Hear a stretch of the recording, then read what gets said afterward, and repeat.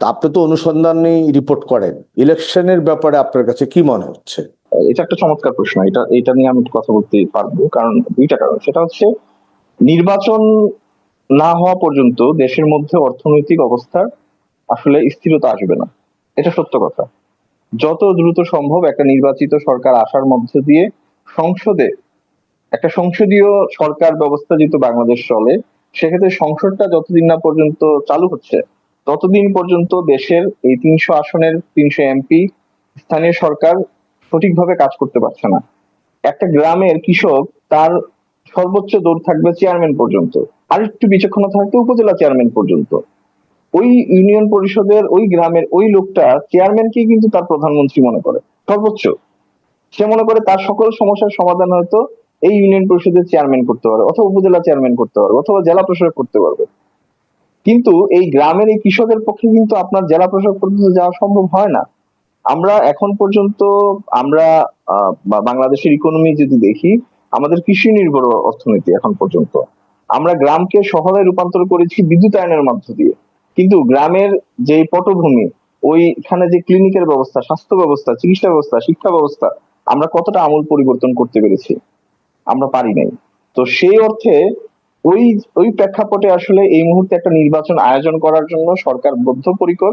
কিন্তু এখন যে সংস্কারের কথা বলা হচ্ছে, ডক্টর মোহাম্মদ ইউনূস তিনি খুবই ইন্টালেকচুয়াল এবং ইন্টেলিজেন্স একটা পার্সন, এবং তার একটা জিনিস আমার সবচেয়ে ভালো লাগে, তার কথা হলো সুনাম। আপনার সুনামের দাম, জীবন চলে গেলেও সে তার সুনামটা নষ্ট করতে যাবে না, এবং সে খ্যাতির পিছনে মানে নিজেকে এমন একটা সার্ভিসে সে রাখতে চায় যেখানে তার সুনামটা আক্ষরিক করতে বাড়বে। তার নেশাই হচ্ছে সে নিজেকে বিশ্বের বুকে তার সম্মানটাকে বাড়াতে চায়। সে কখনো বিতর্কিত জায়গায় থাকবে না। সে দেখবেন খুবই চমৎকার ভাবে বলে, ভাই আপনারা যদি কালকে নির্বাচন চান জোরাজুরি করেন, কালকে দিয়ে দেবে। মানে তার মানে কি, আপনার সবগুলা রাজনৈতিক দল যদি তাকে প্রেসার করে, সে সংস্কার কমায় আনবে। যেমন আল জাজিরাতে সে সম্প্রতি যেই মানে এই গতকালকে যে সাক্ষাৎকার দিল, সেখানে কিন্তু সে স্পষ্ট বলে দিয়েছে, আপনারা সংস্কার যদি স্মলেস্ট করেন ডিসেম্বরে নির্বাচন, আর সংস্কার যদি আপনারা একটু ভালোভাবে করতে চান তাহলে জুনের মধ্যে নির্বাচন হবে। তার মানে উনিও চান যে তাড়াতাড়ি একটা নির্বাচনীয় ব্যবস্থা তৈরি হতে, কারণ বাংলাদেশে যে বিনিয়োগ, বৈদেশিক বিনিয়োগ, অথবা বাংলাদেশের যে ব্যবসায়ীরা, তাদের মধ্যে একটা অস্থিরতা চলছে। আসলে কে আসবে গভর্নমেন্টে? প্রশাসনিক কর্মকর্তারা যারা আজকে দায়িত্বে আছেন, তারাও চিন্তা করছেন আসলে ক্ষমতায় কারা থাকবেন, যারা আসবেন তারা কি তার সাপোর্টে কাজ করবে।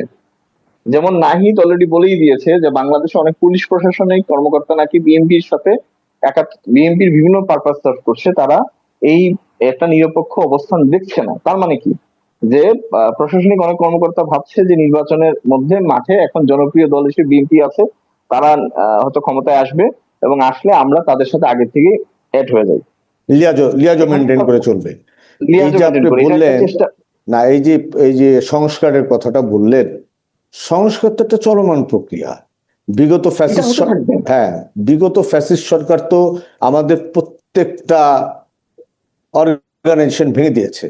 কোনো একটা অর্গানাইজেশন তো ঠিক মতো কাজ করার মতো না। এখন এইটাকে যদি আমরা সংস্কার করতে চাই, তো অনেক সময়ের ব্যাপার, তাই না?